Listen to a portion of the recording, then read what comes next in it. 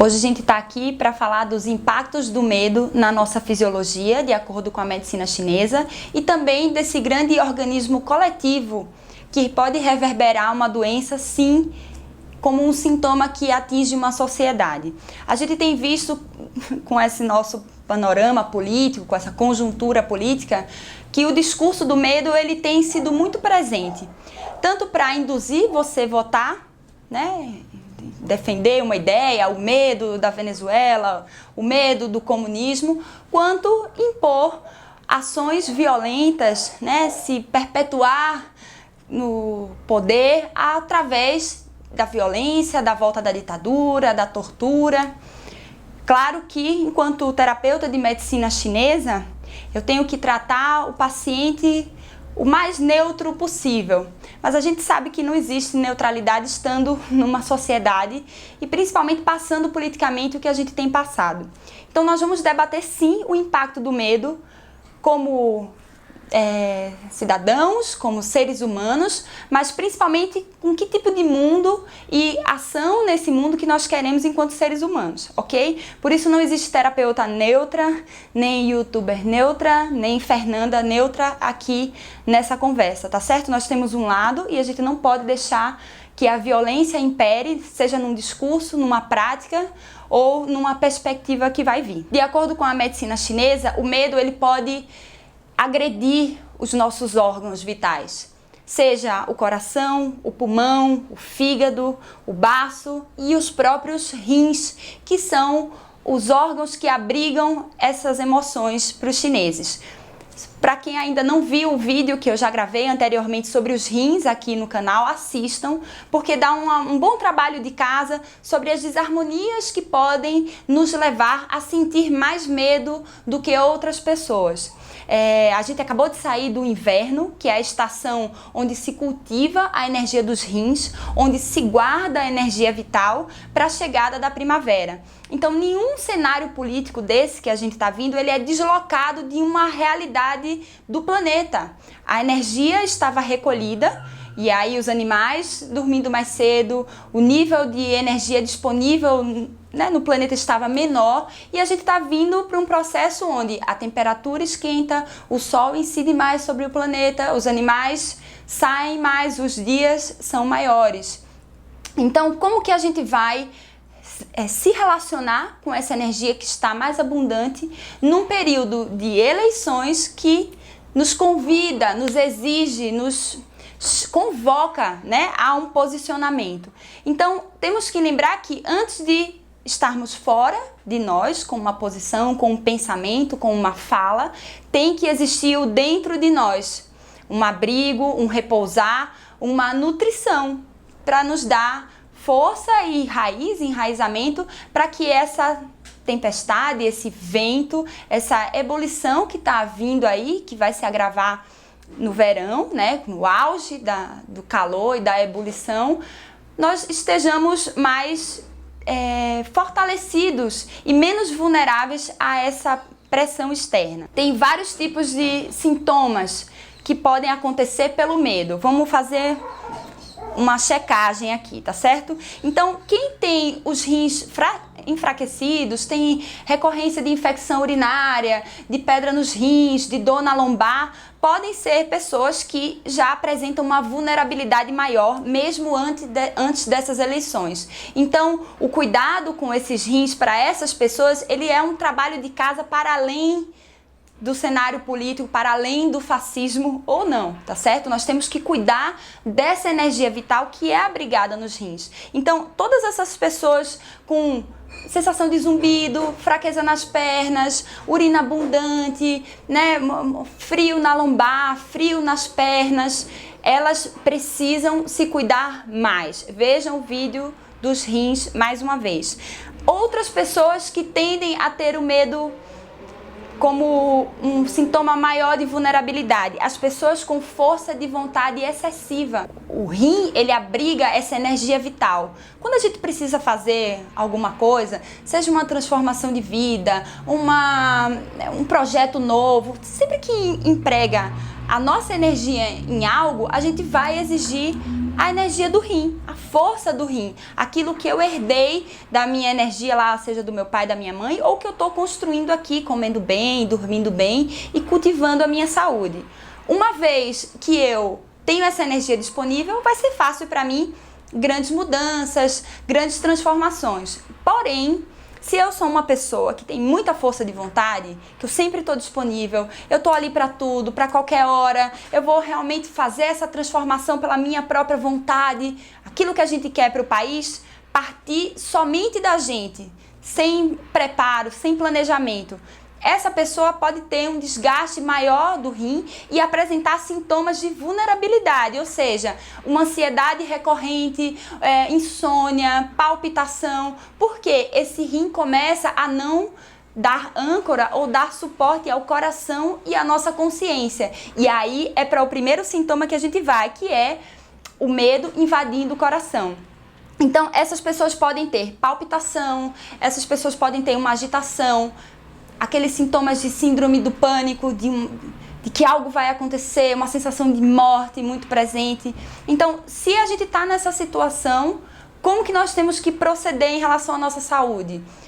Dormir mais cedo, desligar dos estímulos na internet. Às vezes, a nossa forma de reagir não vai ser militando na internet, não vai ser indo num palanque fazer um discurso ou interromper as pessoas na rua e não vai ser pela fala, tá? Essas pessoas que têm o medo invadindo o coração vão ter outro trabalho, que é as relações onde a gente pode ter respeito com o outro, que a gente pode ter uma relação de cumplicidade, de amizade, camaradagem. Então, talvez o trabalho que vai se colocar contra essa ansiedade que é tida nas redes sociais é um trabalho que presencial, real, de conversa, uma transformação onde a nossa consciência e o nosso coração possa estar plenamente e em segurança, tá? Segunda situação, medo invade os pulmões. Daí a gente começa aperto no peito, falta de ar, uma sensação de que a gente não pode respirar direito, mas no sentido de colocar a nossa existência no mundo, uma sensação de opressão, tá? Ela vem sim, né, na nossa caixa torácica, mas ela diz muito respeito à nossa mobilidade interna. Então, a alma corpórea, que os chineses dizem que é alojada no pulmão, é aquela que diz pra gente a hora da gente parar, a hora da gente dormir, a hora da gente comer, a hora da gente descansar. As pessoas que têm o medo invadindo os pulmões, então aquela asma, aquela falta de ar que piora com as sensações de pressão e de medo, elas têm que respeitar o próprio corpo ainda mais. Então, ouvir os próprios limites. E aí vai ter momentos onde sim, a gente vai ter vontade de se relacionar, de se posicionar politicamente, de fazer as coisas e estar junto dessa transformação. Horas vai ter a necessidade de se recolher, de não estar na vanguarda, não estar na linha de frente, não estar no que a gente vê concretamente, tá? Então, esse trabalho vai precisar de pausas, de respeito. Outra situação, medo invade o estômago e o baço. Daí a gente vai ter todos os problemas digestivos relacionados ao medo. Fiquei com medo, passei um dia de muita insegurança, tive uma diarreia. Tive uma dificuldade de digerir aquilo. Fiquei com gases, fiquei com a minha barriga inchada. Todos os sintomas digestivos concretos reverberando no intestino vão ter a ver com esse medo invadindo o estômago e o baço. Qual é a saída aí? Primeiramente, cuidar do que você está comendo. Cuidar como você está comendo. Se tem passado a hora das refeições no celular, debatendo com alguém, discutindo a situação, pensando. Às vezes a hora da refeição é aquela hora que a gente para o quê? Para se concentrar, para relaxar, tem um momento para nós. Então, esse momento da refeição, ele é sagrado, principalmente para essas pessoas que estão oscilando no sistema digestivo por causa do medo e essa pressão. Então, vamos cuidar do que a gente come, a hora que a gente come, tomar um chá que pode ajudar a digerir, tá certo? Evitar os laticínios, evitar a farinha branca, lembrar que esse medo, ele pode causar uma ebulição interna, uma agitação, uma euforia. Se é um dia que você comeu algo que não foi legal, se é um dia que você bebeu muito, isso vai subir para sua cabeça. Isso pode obstruir o seu nariz, o seu pulmão, com um muco, um catarro denso, que é difícil até da gente raciocinar. Então, a estratégia do medo, que está sendo usada pelos nossos adversários, que na verdade não seriam nossos adversários, mas eles não percebem isso, ela passa também pela nossa capacidade de perceber a realidade, de entender o que está acontecendo. Uma vez que a gente está com muco na nossa cabeça, com muco no nariz, no pulmão, a gente tem dificuldade de perceber. A gente fica vulnerável. Então, cuidar disso, tá bom? Cuidar da nossa saúde, do que a gente está comendo, como garante que a gente esteja mais enraizado. Lembrar que o baço e o estômago, eles abrigam a nossa força do pensamento. Então, um sintoma recorrente agora nessa situação política é o pensamento obsessivo. Ficar pensando 1000 vezes uma coisa, ver uma postagem e ficar preso naquilo, dar uma resposta a alguém e ficar, ver o posicionamento de alguém que a gente ama e ficar com aquilo. Então, como quebrar o pensamento obsessivo? Como que a gente sai dessa onda? Se fortalecendo internamente, fortalecendo nossa energia, aquecendo nossos canais, aproveitar os dias de sol para circular essa energia, receber energia nova, né? Se vitalizar. Então, priorizem os processos que para vocês geram vitalidade. Temos que pensar que é como se a gente estivesse numa guerra. Então, na guerra, a gente não tem tempo de ficar se boicotando. O coração, ele abriga a nossa consciência, os nossos princípios, aquilo que a gente quer para a nossa vida, aquilo que a gente quer para o mundo.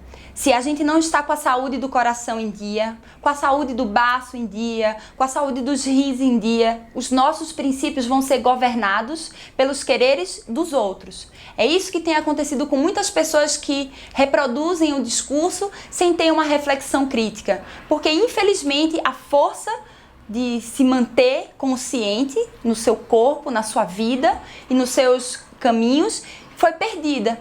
Então, quem ainda tem essa força, quem ainda tem os princípios, quem ainda tem clareza nos seus caminhos, deve reafirmar isso nesse momento. Porque, para além dessa eleição, nós temos princípios melhores para defender para o mundo, para a nossa vida, para aquilo que a gente quer na nossa família verdadeiramente, né? Não só nessas relações superficiais que acontecem. Então, esse é um período que a gente tem que fortalecer a nossa base, a nossa raiz.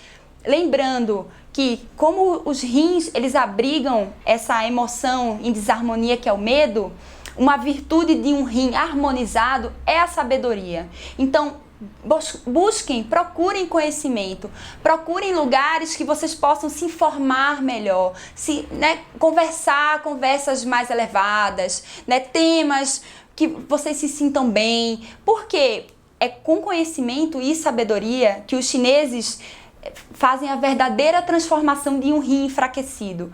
O que é que aquilo que me tira energia e força da minha vontade hoje em dia e que não é benéfico para a minha vida vai dar lugar? O que vai entrar de novo na minha vida? O que é aquilo que realmente eu quero? Apenas com conhecimento. Por isso que o grande foco dessas eleições tem sido as fake news, as mentiras, fundamentos falsos, inverdades, porque pegam as pessoas menos esclarecidas, não só sobre a situação política. Não importa quantos dados de corrupção uma pessoa é capaz de citar numa discussão, mas sim daquilo que ela sabe verdadeiramente sobre a vida dela, sobre o papel dela no mundo. Então busque essa informação, busquem tratamento, seja psicológico, de orientação, que ajuda a nossa consciência a entender o que está acontecendo na nossa vida.